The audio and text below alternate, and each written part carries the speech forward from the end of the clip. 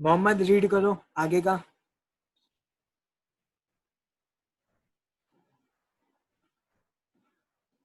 Mohammad join हुआ? Yes, sir. Mohammad read करो। Noted.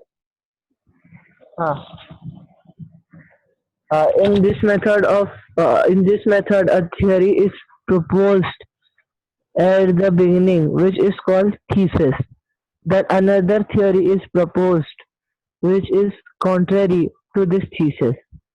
It is called an antithesis. After a after a through क्या है sir वो? थोड़ू। Logical discussion of the both, a new thesis is proposed, which includes the gist of both the thesis and the antithesis. This process of arriving at the new thesis is called synthesis. देखो अभी जैसे मैंने true false good और bad के बारे में बताया। Wait, sorry. वैसे हिस्ट्री में क्या किया जाता है, जो भी हम लोग लिखने वाले हैं उसको नाम दिया जाता है थीसिस। कुछ भी हो सकता है, वो जो भी हम लोग ने लिखा उसको लिखा जाता है थीसिस। फिर एक थ्योरी लिखा जाता है जो कि उसका अपोजिट होता है टोटली। फॉर एग्जाम्पल मैंने लिखा इंडिया को इंडिपेंडेंस मिला, तो मैं एक अपोजिट थ्योरी लिखूंगा, इंडिया को इंडिपेंडेंस नहीं मिला, उसको बोला जाता है एंटीथेसिस। अब ये थीसिस और एंटीथेसिस दोनों को एक साथ स्टडी किया जाता है, क्योंकि हम लोग को ज्यादा से ज्यादा फैक्ट्स पता चले, हम लोग को पता चले कि गुड क्या है, बैड क्या है, ट्रूथ क्या है, फॉल्स क्या है, ये सब पता चले, इसके लिए थीसिस और एंटीथेसिस दोनों को एक साथ स्टडी किया जाता है और एक नया पूरा बुक लिखा जाता है जिसको बोला जाता है सिंथेसिस। तो ये जो मेथड है, ये मेथड किसने बताया था? हेगल ने बताया था। तो आया मेथड है समझ में? ये मेथड किसके ऊपर बेस्ड है? डायलेक्टिक्स के ऊपर बेस्ड है। डायलेक्टिक्स मतलब ट्रू क्या है और फॉल्स क्या है, यस सर, इसको हम लोग अपोजिटली समझते हैं। अगर ट्रू Yes, अगर sir. कोई चीज है तो वो फॉल्स क्या है ये भी हम लोग को पता होनी चाहिए। ये मेथड के ऊपर हेगल्स ने बुक कैसे लिखने की वो बताई, थीसिस लिखने को समझाया, फिर एंटीथेसिस, फिर दोनों को कंपेयर करके सिंथेसिस। ओके, तो ये होगा हेगल्स का। Next is Leopold von Ranke. ठीक है, नेक्स्ट कौन है रीड करने वाला? मोहम्मद के बाद पूजा रीड करो। Yes, sir. Historiography of the 19th century was greatly influenced by the thoughts of Leopold von Ranke of Berlin University. He spoke about the critical method of historical research. He put emphasis on the utmost importance of information gathered through original documents. ठीक है, अभी next जो है वो Leopold von रैंकी। ये भी Berlin से, Berlin मतलब जर्मन। तो अगेन हम लोग एक जर्मन देख रहे हैं। इसके पहले जो देखा था हेगल्स वो भी जर्मन था, ये भी जर्मनी से। जर्मनी में कहाँ से? बर्लिन से। ठीक है, इनका नाम क्या है? Leopold von Ranke. और इम्पोर्टेंट बात, अभी हम लोग 19th सेंचुरी में आ गए। 18th सेंचुरी का देख लिया, अभी 19th सेंचुरी में आ गए। ठीक है, 19th सेंचुरी में लियोपोल्ड ने क्या बोला कि जो भी इंफॉर्मेशन आप गैदर करोगे वो ओरिजिनल डॉक्यूमेंट से ही हम लोग को गैदर करनी है। That is very important. ठीक है, ऐसी सिमिलर बात किसने बोली थी? रेने डेस्कार्ट्स ने भी बोली थी कि आपको डॉक्यूमेंट्स को क्या करना है? अच्छे से उसको एग्जामिन करना है। और लियोपोल्ड ने क्या बोला है? एग्जामिन भी करना है, लेकिन आपको ओरिजिनल डॉक्यूमेंट से इंफॉर्मेशन आपके बुक में ऐड करनी है। अगर आपको ऐसा ही कोई पुराना डॉक्यूमेंट मिल गया तो वो जब तक आपको समझ में नहीं आएगा कि ओरिजिनल है, तब तक आप उसके बारे में कुछ लिख नहीं सकते। तो इसने ये पॉइंट बोला। नेक्स्ट क्या बोला इन्होंने? Who is next? श्रेयसवाद। He also stated that all types of documents associated with a historical event need to be examined with greatest care. He believed that with this method it was possible to reach the historical truth. He criticized imaginative narration of history. Collection of his articles is published in two books entitled The Theory and Practice of History and The Secret of World History. देखो अभी यहाँ पे इन्होंने भी same point बोला जो Renee डेस्कार्ट्स ने बोला था कि हम लोग को जो डॉक्यूमेंट्स है वो अच्छे से ग्रेटेस्ट केयर से एग्जामिन करने हैं, ठीक है। इन्होंने और क्या बोला कि ओरिजिनल डॉक्यूमेंट से यूज करने हैं जब भी हम लोग हिस्ट्री के बारे में लिखेंगे। क्यों? क्योंकि हिस्ट्री की क्वालिटी खराब ना हो, जो भी ट्रूथ है वो हमें समझ में आए। और इन्होंने क्या किया, इन्होंने एक पॉइंट ऐड किया कि इमेजिनेटिव नरेशन हिस्ट्री का नहीं होना चाहिए। इमेजिनेटिव नरेशन मतलब फॉर एग्जाम्पल हम लोग के पास एक डॉक्यूमेंट्स अवेलेबल हो गई, उसमें कुछ ना कुछ तो इन्फॉर्मेशन होगी। फॉर एग्जाम्पल मैं लास्ट टाइम मैंने एक एग्जाम्पल लिया था कि किंग ए और किंग बी के बारे में फाइट हुई थी दोनों में, और किंग ए जीत गया, ठीक है। हम लोग के पास इतनी इन्फॉर्मेशन है, लेकिन हम लोग क्या करते हैं, इमेजिनेटिव नरेशन करते हैं कि किंग बी क्यों हारा होगा, किंग बी के पास कम सोल्जर्स होंगे, उसके पास वेपन्स कम होंगे, उसके पास एरिया कम होगी। जब तक हम लोग के पास इसके सारे के प्रूफ नहीं है तब तक हम लोग को इसके बारे में लिखना नहीं चाहिए। तो इसका मतलब हिस्ट्री में इमेजिनेटिव नरेशन नहीं होना चाहिए। जो भी चीजों के पास आपके प्रूफ है वही चीजें आपको नैरेटिव में बुक में लिखनी है। ये उन्होंने बताया था। ये सब उनकी जो बातें हैं वो हमें उनके बुक से समझ में आती है। कौन सी बुक लिखी उन्होंने? The theory and practice of history, और second book the secret of world history. ये दोनों बुक्स उन्होंने लिखी थी। तो दोनों बुक्स के नाम जो है वो अंडरलाइन कर लो बुक। पहले तो देखो बुक्स के नाम और वो कहाँ के साइंटिस्ट है वो दोनों चीजें अंडरलाइन कर लो। क्यों? क्योंकि जब भी क्वेश्चन आएगा आपको, और अगर आपको कुछ याद नहीं है तो सिर्फ बुक का नाम और वो कंट्री, जो कंट्री से साइंटिस्ट बिलोंग करता है, वो लिखोगे तो भी आपको 1 या फिर 1.5 मार्क मिलेगा, ठीक है। इसके लिए ये चीजें अंडरलाइन कर लो, सिंपल है। The theory and practice of history, the secret of world history. सिर्फ बुक के नाम याद रखो, कंट्री याद रखो, और एक पॉइंट याद रखो जिससे कि आप बता सको कि वो फिलोसोफर क्या सोचता था। जैसे कि इनका पॉइंट है कि डॉक्यूमेंट्स जो है वो ओरिजिनल होने चाहिए और इमेजिनेटिव नरेशन नहीं होना चाहिए। ये पॉइंट्स याद रखे मैंने। बुक्स के नाम लिखे, साइंटिस्ट का नाम लिखा, उसकी कंट्री लिखी, बर्लिन जर्मनी, हो गया आंसर, हो गया। लियोपोल्ड के बारे में पूरा आंसर हो गया। तो ये छोटी छोटी चीजें आपको याद रखनी है, इसके लिए इसको मार्क कर लो। Now next scientist is Karl Marx. Akanksha, read.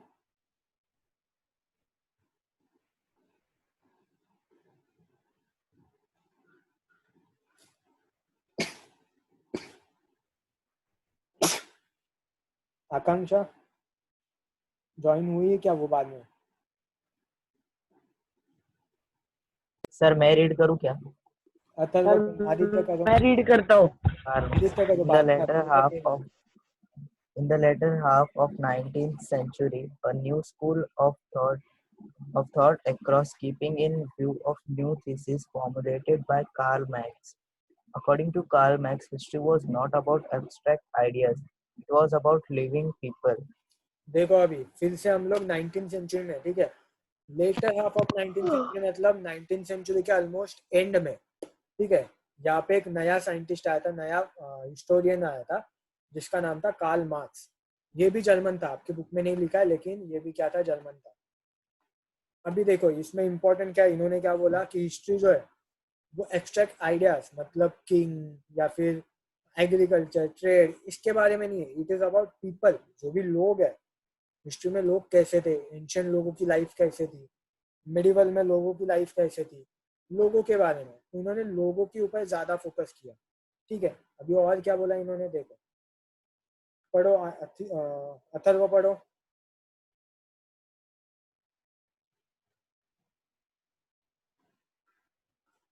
Atharva, can you hear me? Mohammad read कर। पढ़ लेता हूँ, मैं पढ़ लेता हूँ। Human relation, human relationships are shaped by the fundamental needs of people and the ownership, as well as nature of prevalent means of production. To meet those needs, the accessibility uh, of these means to different strata बेटा of the society, क्या strata of the society may not be equal. The inequality causes a division of the society into classes, leading to class struggle. देखो अभी Karl Marx की थी, one of the famous थे, ठीक है, Karl Marx बहुत famous थे, उनकी जो थ्योरी है उसको या फिर उनको जो सपोर्ट करते हैं उनको सर मार्क्सिस्ट। आपकी आवाज स्लो आ रही है। आ रही है अब? Hello sir. हेलो। हाँ अभी Yes, अच्छे से आ sir. रही है। देखो यस कार्ल सर। मार्क्स जो है वो one of the famous historians थे या फिर one of the famous philosopher थे। उनके थॉट्स को सपोर्ट करने वालों को मार्क्सिस्ट भी बोला जाता है, ठीक है। अभी ये जो यहाँ पे जो भी आपने पढ़ा मोहम्मद, मैं उसको डायरेक्टली एक्सप्लेन करूंगा। देखो अभी उन्होंने क्या बोला है कि ह्यूमन रिलेशनशिप्स मतलब लोगों के एक दूसरे के साथ जो रिलेशंस है वो उनके फंडामेंटल नीड्स के वजह से होते हैं। फॉर एग्जांपल हम लोग को फूड लगता है, हम लोग को क्लोथ्स लगता है, ये जो हम लोग के फंडामेंटल नीड्स है उसके वजह से ह्यूमंस एक दूसरे के साथ रिलेट हो जाते हैं, ठीक है। अभी हमारी जो सोसाइटी होती है, हम लोग जहाँ पे रहते हैं, हमारे सोसाइटी में हर एक के पास सिमिलर वेल्थ नहीं होती या फिर सिमिलर एक्सेसिबिलिटी नहीं होती। उसका एग्जाम्पल मैं आपको यहाँ पे दिखाऊंगा। देखो यहाँ पे वेट, देखो ये जो ग्रीन कलर का बॉक्स है, तुम लोग सपोज करो कि एक एग्रीकल्चर फील्ड है, ठीक है। क्या है? एग्रीकल्चर फील्ड है। इसमें देखो अलग अलग बॉक्सेस है, class A, class B, class A, class C. तो अगर अच्छे से ऑब्जर्व करोगे, क्लास ए जो भी है, क्लास ए के लोगों के पास है ना बहुत ज़्यादा ज़मीन। तो ये क्लास ए और ये क्लास ए, इनके पास ज़मीन देखो बहुत ज़्यादा है, एग्रीकल्चर फील्ड ज़्यादा है। क्लास बी देखो, class B, class B, class B, class B, ये लोगों के पास देखो ज़मीन जो है ना वो थोड़ी कम है, क्लास ए वालों से थोड़ी कम है। अभी क्लास सी वाले देखो, क्लास ए और क्लास बी दोनों से कम। मतलब सोसाइटी में कुछ ऐसे लोग होते हैं जिनके पास ज़्यादा वेल्थ होती है, ऐसे लोग होते हैं जिनके पास मिडल होती है, मतलब ज़्यादा भी नहीं कम भी नहीं, और कुछ ऐसे लोग होते हैं जिनके पास बहुत कम वेल्थ होती है।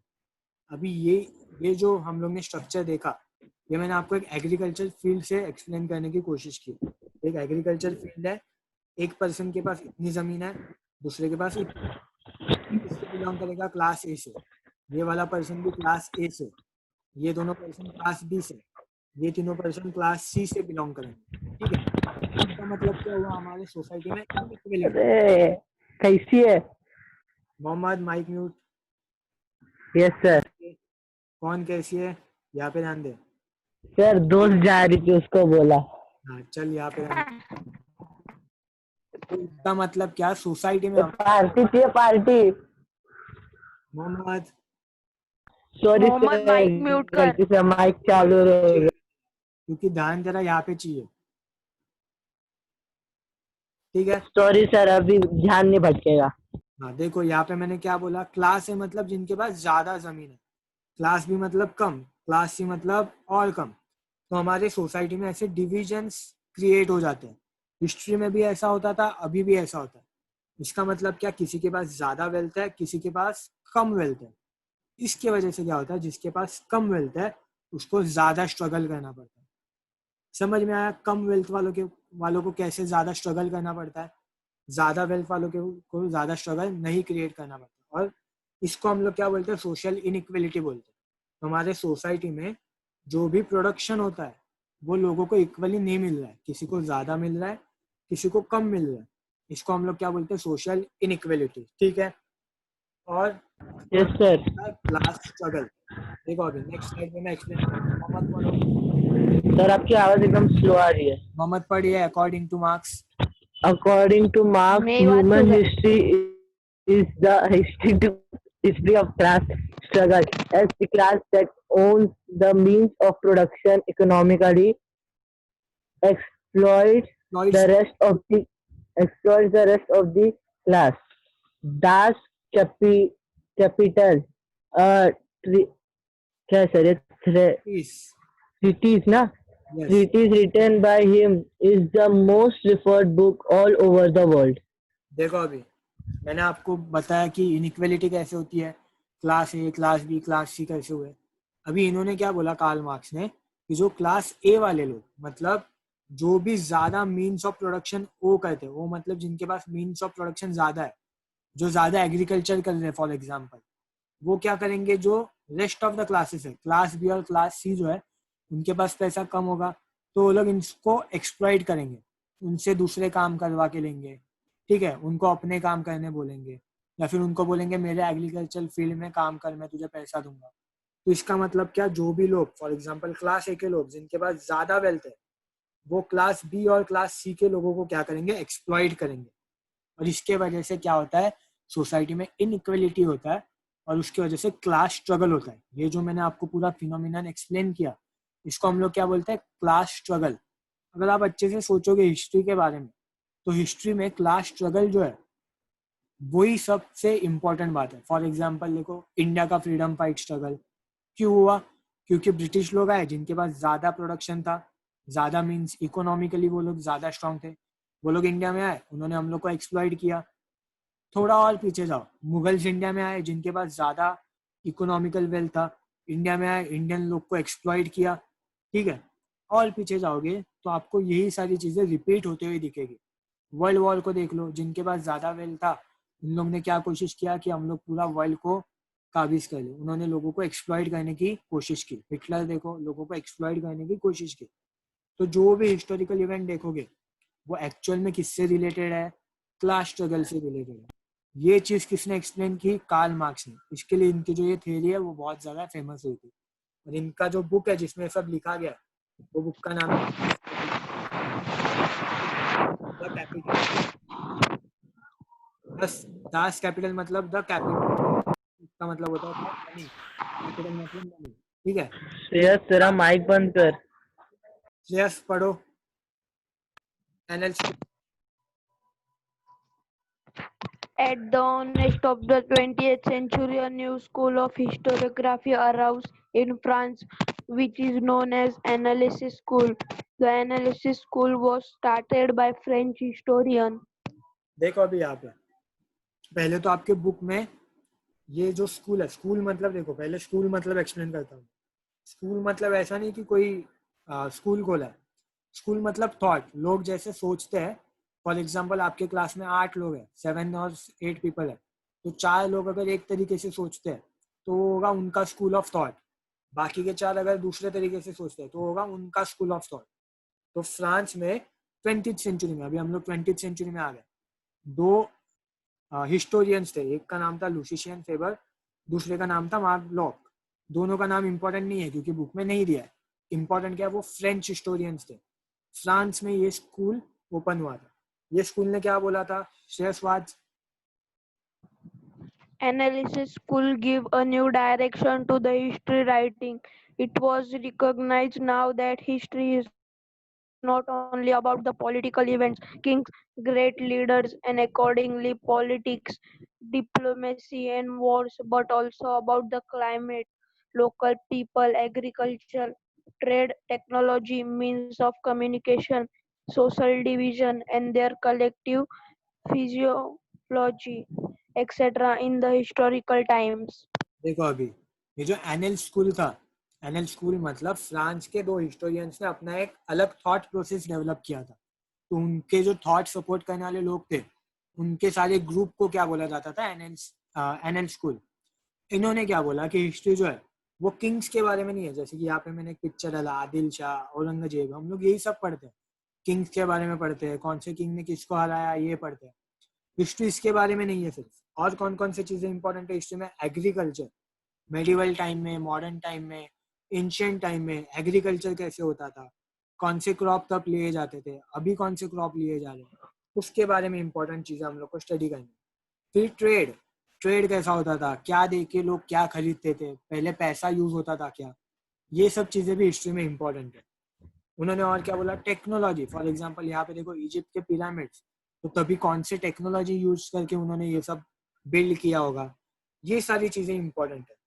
और क्या, मीन्स ऑफ कम्युनिकेशन। देखो अभी यहाँ पे 2 मीन्स ऑफ कम्युनिकेशन दिखाया मैंने एंशिएंट टाइम के।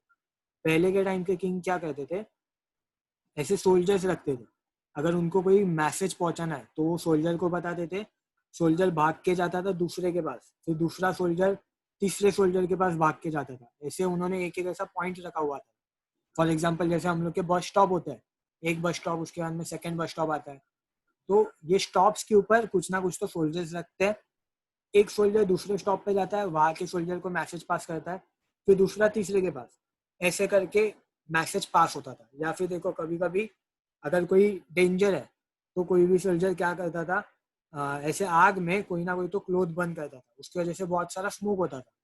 तो पूरे जो भी स्टेट होता था उनको पता चल जाता था कि कोई तो डेंजर आने वाला है, हम लोग के ऊपर कोई तो अटैक कर रहा है या फिर कोई तो डेंजर आने वाला है। तो ऐसे कम्युनिकेशन होता था। तो कम्युनिकेशन के बारे में जानना और कैसे कम्युनिकेशन होता था, ये सब चीज़ों के बारे में जानना मतलब हिस्ट्री है। ऐसा एनएल स्कूल्स के लोगों ने बोला था। तो एनएल स्कूल को क्या बोलना समझ में आया, जो कि फ्रांस में है। स्कूल मतलब स्कूल ऑफ थॉट, ओके। उनके जो हिस्टोरियंस है उनको बोलना है कि history agriculture, trade, technology, of communication, इसके बारे में, सिर्फ किंग्स के बारे में नहीं, ठीक है। Next Akanksha, can you here us? Akanksha join हुई है क्या? नेक्स्ट पूजा रीड कर। हाँ सर। Yes, sir. पूजा नहीं, आदित्य। पूजा रीड कर। पूजा, सर उसका हो गया ना सर। किधर हुआ? चुप बैठ। माइक म्यूट करो। Feminist historiography. Feminist historiography means the reconstructing of the history from the perspective of women. The writings of Simone de Beauvoir helped in establishing the fundamentals of feminism. She was French. The feminist historiography emphasized not only on the inclusion of women in history but also on the rethinking of the male-dominated perspective of history. देखो अभी next जो हम लोग को देखना है, feminist मतलब females के बारे में, ठीक है। अब ये कहाँ स्टार्ट हुआ था वो हम लोग देख रहे हैं। फ्रांस में स्टार्ट हुआ था। किसके वजह से स्टार्ट हुआ था फेमिनिज्म? सिमोन डी ब्यूवर, ठीक है। इनका जो स्पेलिंग है वो अच्छे से याद रखो। इन्होंने क्या किया था कि वुमेन्स के बारे में, हिस्ट्री के बारे में लिखना स्टार्ट किया। तभी से वुमेन्स को एक अलग क्लास ऐसा देखा जाता है, ठीक है। अभी मुझे बताओ, देखो हम लोग को ये कवर करने में टाइम चला जाएगा, तो हम लोग एक काम करते हैं, आज यहीं पे फिनिश करते हैं। नेक्स्ट चैप्टर में या फिर नेक्स्ट लेक्चर में मैं हिस्ट्री का सेकेंड चैप्टर Okay. कंटिन्यू करूंगा, ठीक है। चलेगा सर। तो हम लोग का ये लिंक, सर एक क्वेश्चन है।